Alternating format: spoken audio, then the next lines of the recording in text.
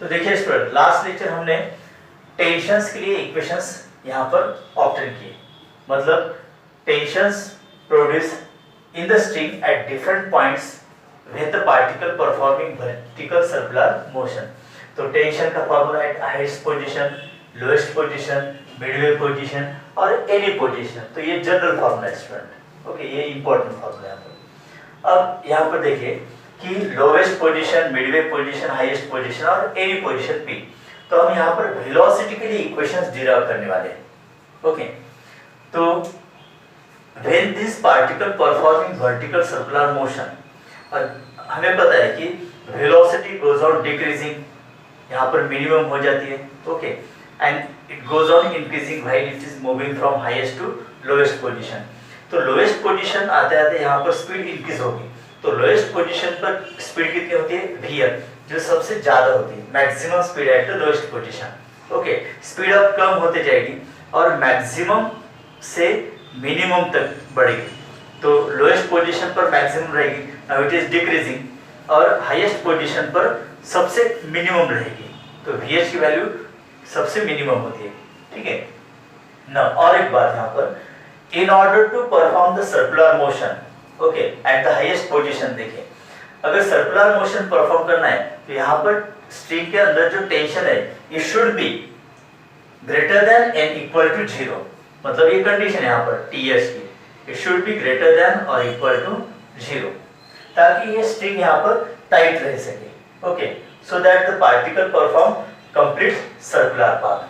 अगर ये टेंशन 0 से कम हो जाता है तो क्या होगा फिर, this particle will fall freely, okay.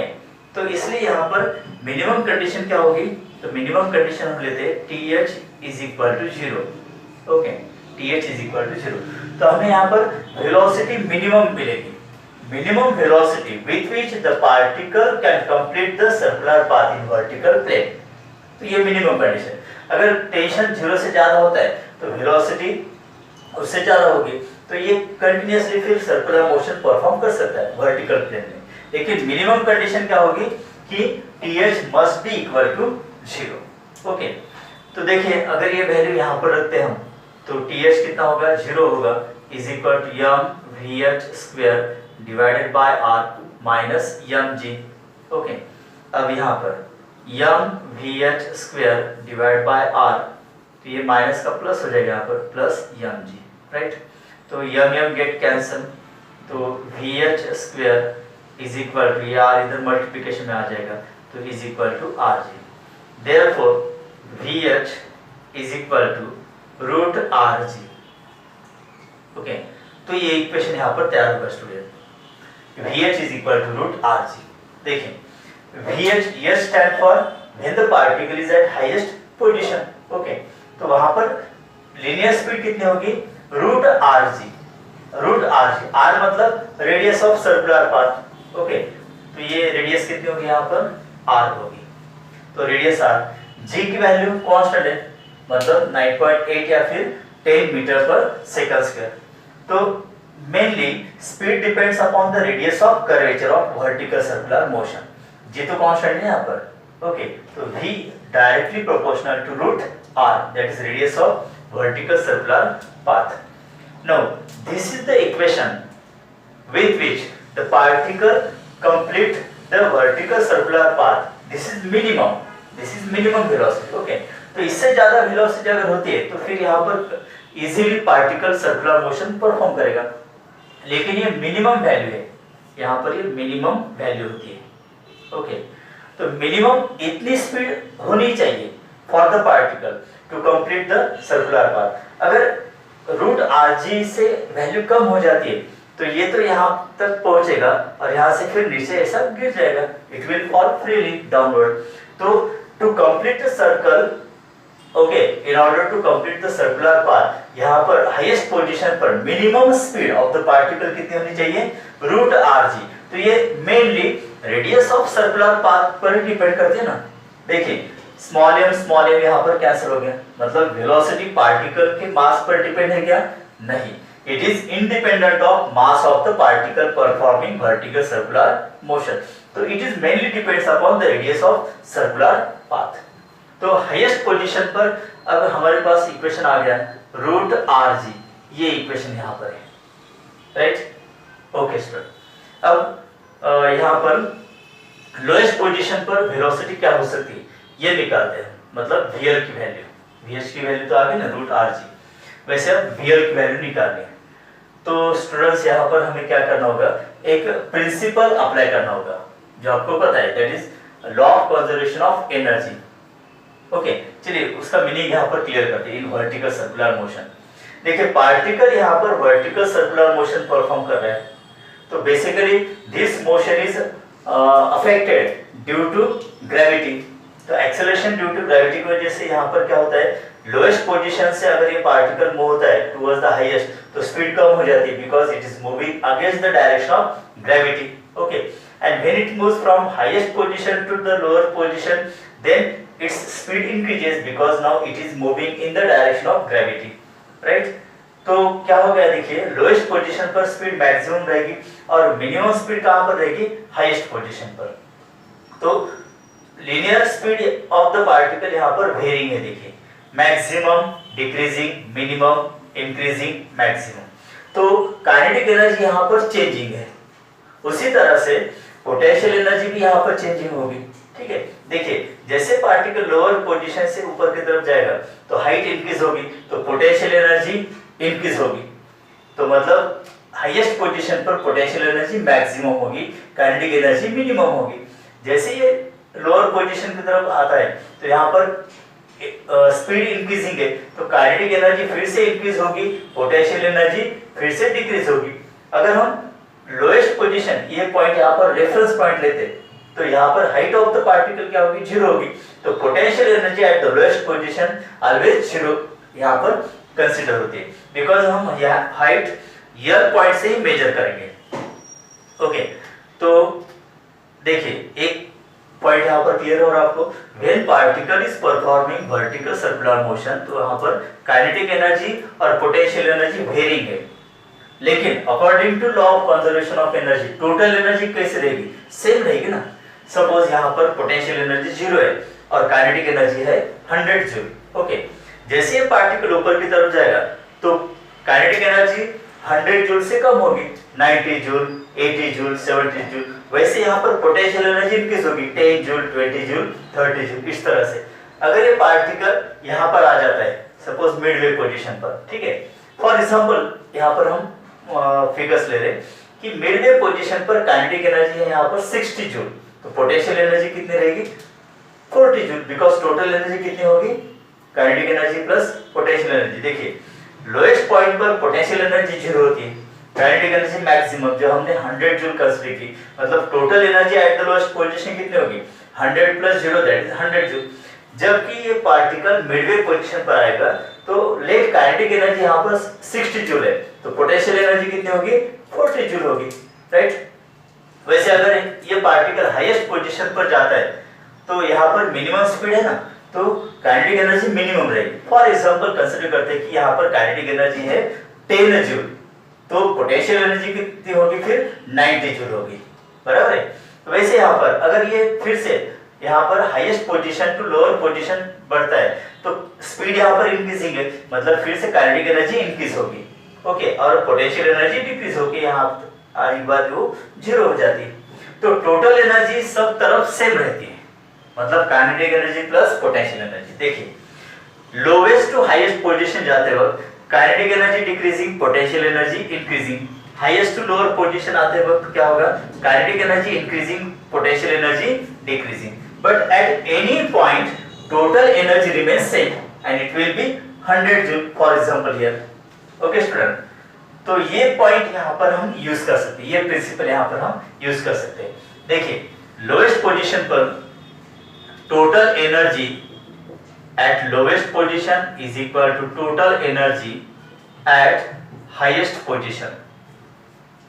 Okay, तो ये पॉइंट यहाँ पर हम लिख सकते हैं। क्या लिखा है मैंने, total energy at lowest position is equal to total energy at highest position. Okay, अब टोटल एनर्जी मतलब kinetic energy at lowest position plus potential energy at lowest position, kinetic energy plus potential energy मतलब total energy is equal to, अब यहाँ पर भी देखिए kinetic energy at highest position plus potential energy at highest position.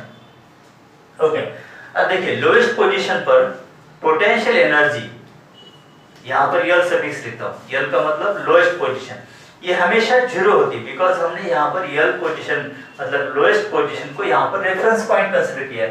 तो यहाँ से हम हाइट मेजर करेंगे ना, अगर पार्टिकल यहाँ पर रेफरेंस पॉइंट पर है तो उसकी हाइट क्या होगी, जीरो होगी। तो पोटेंशियल एनर्जी का फॉर्मूला क्या होता है, जनरल फॉर्मूला mgh, यस ये फॉर्मूला होता है ना।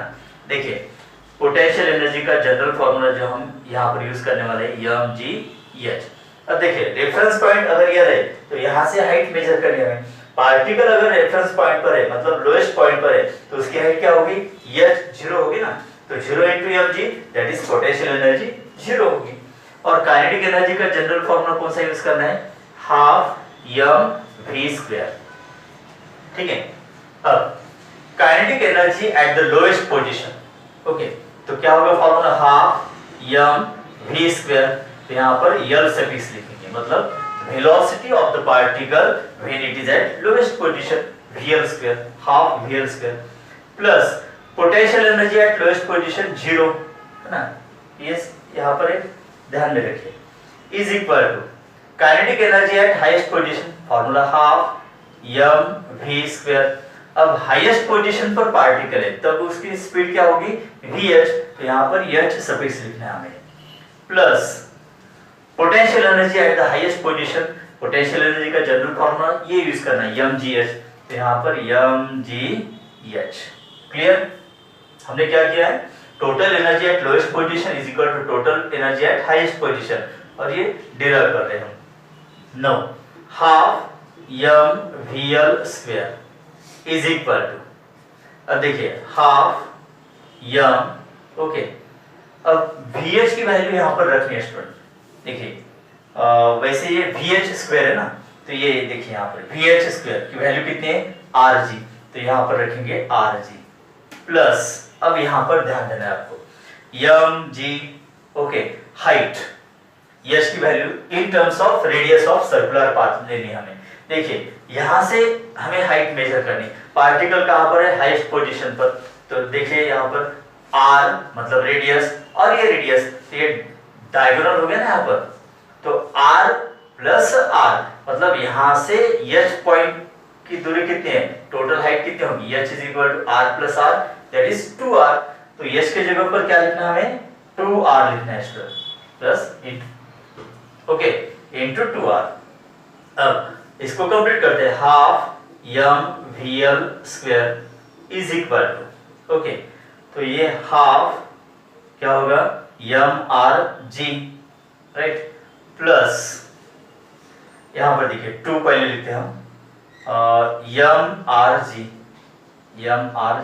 रिशफलिंग किया है मैंने, 2 पहले लिखा है, बाद में m लिखा है, बाद में ये r लिखा है और बाद में लास्ट में g लिखा है। ओके, तो half mvl² is equal to, अब देखिए mrg और ये mrg मतलब हाफ mrg प्लस 2 mrg कितना होगा, देखिए जरा यहाँ पर क्रॉस मल्टीप्लिकेशन करते हैं, तो ये 1 mrg, okay, plus 2 into 2 4 mrg, right, divided by 2। तो देखिए यहाँ पर half mvl² is equal to 1 mrg plus 4 mrg that is 5 mrg divided by 2, correct. तो यहाँ पर फिर से क्या होगा, देखिए स्मॉल m कैंसिल हो गया, 2 भी कैंसिल हो जाता है, तो vl² की वैल्यू कितनी आएगी स्टूडेंट, 5rg, कितनी आएगी, 5rg, है ना। अब इसका स्क्वायर रूट लेते हैं दोनों तरफ, तो vl is equal to root 5rg, तो ये फॉर्मूला यहाँ पर तैयार हो गया है for the particle when it is at the lowest position. तो ये vl की वैल्यू यहाँ पर आ गई स्टूडेंट, तो लोएस्ट पोजीशन पर स्पीड कितनी होगी, रूट 5rg, है ना। तो यहाँ पर भी देखिए it is in terms of, okay, तो यहाँ पर भी देखिए it is independent of mass of the particle mainly depends upon the radius of circular path. जी तो कांस्टेंट है, फाई भी कांस्टेंट है यहाँ पर, ठीक है। तो VH के कंपेरेटिव अगर इसको लिखना है तो क्या लिख सकते हैं हम, VL is equal to root 5 times VH, बराबर के रूट 5 टाइम्स, मतलब हाईएस्ट पोजीशन पर स्पीड कितनी है VH, तो लोएस्ट पोजीशन पर कितनी होगी, उसके रूट 5 टाइम्स ज्यादा होगी। ओके, तो रूट 5 टाइम्स VH या फिर VL is equal root 5 RG, ये याद रखिए आप। तो हाईएस्ट पोजीशन पर स्पीड कितनी है, रूट RG, और लोएस्ट पोजीशन पर यहां पर स्पीड कितनी होगी, रूट 5 RG। क्लियर स्टूडेंट, यहां तक क्लियर है आपको? ओके, अब मिडवे पोजीशन पर देखिए, यहां पर मिडवे पोजीशन पर हमें स्पीड निकालनी है, दैट इज VM, उसकी वैल्यू हमें डिराइव करनी है। तो यही टेक्निक हम यहां पर भी यूज कर सकते हैं according to law of conservation of energy. तो total energy at midway position is equal to total energy at lowest position. Okay, तो लोएस्ट पोजीशन इसलिए लेना है हमें बिकॉज वहां पर पोटेंशियल एनर्जी जीरो, एक टर्म जीरो है ना कन्फर्मली। ओके, तो total energy at midway position मतलब यहाँ पर total energy, kinetic energy plus potential energy. तो kinetic energy at midway position plus potential energy at midway position is equal to kinetic energy at lowest position plus potential energy at lowest position.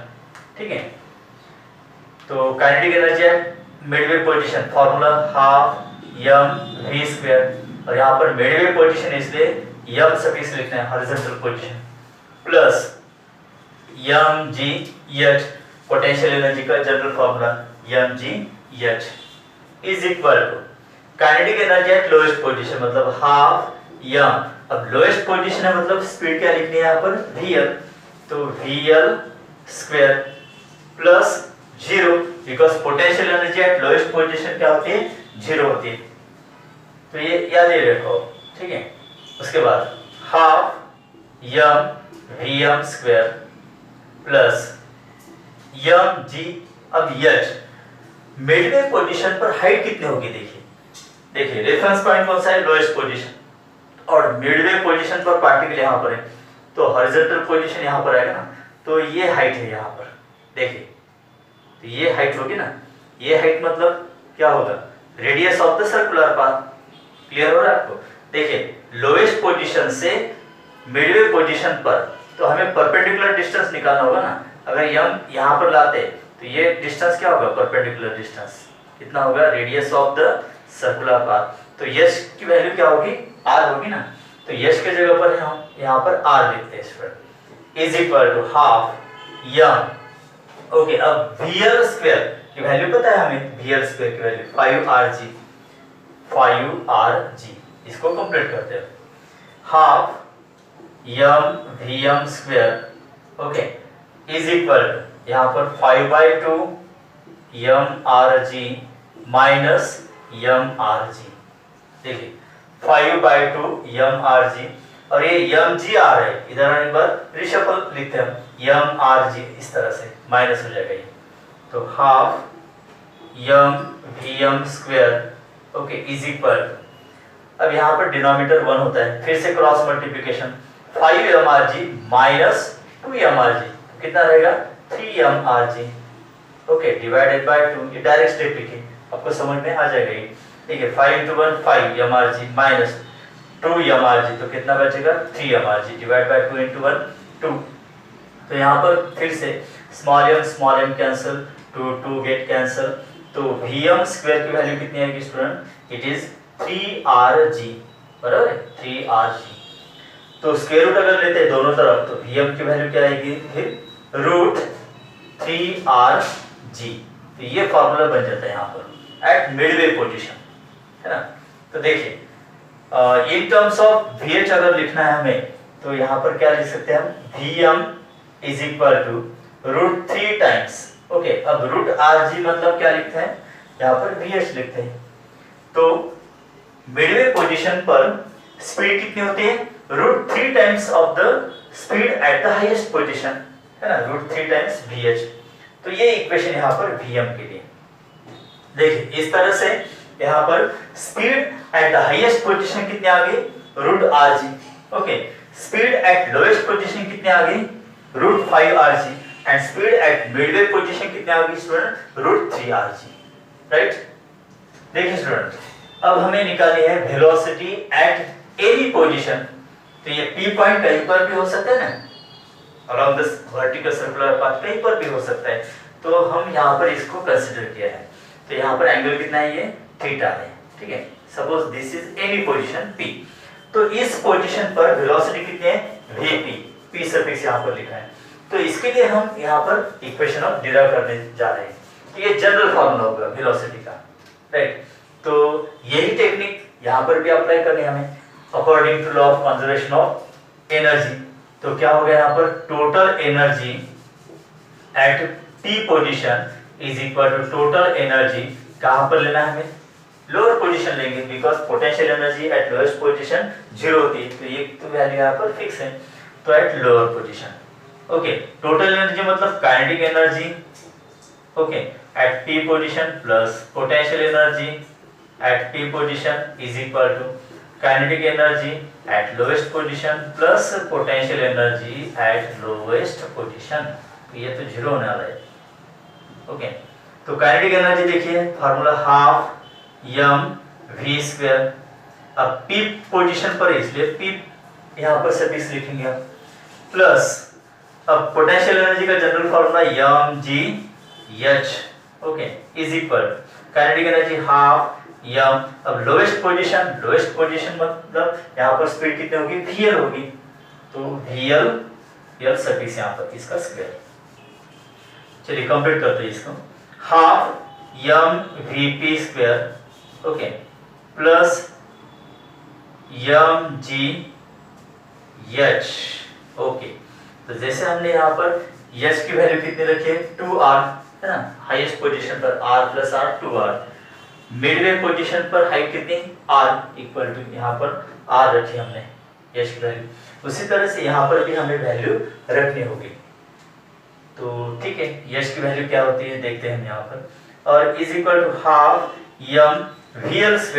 अब vl² की value मतलब at the lowest position speed पता है ना हमें, vl is equal to √5rg।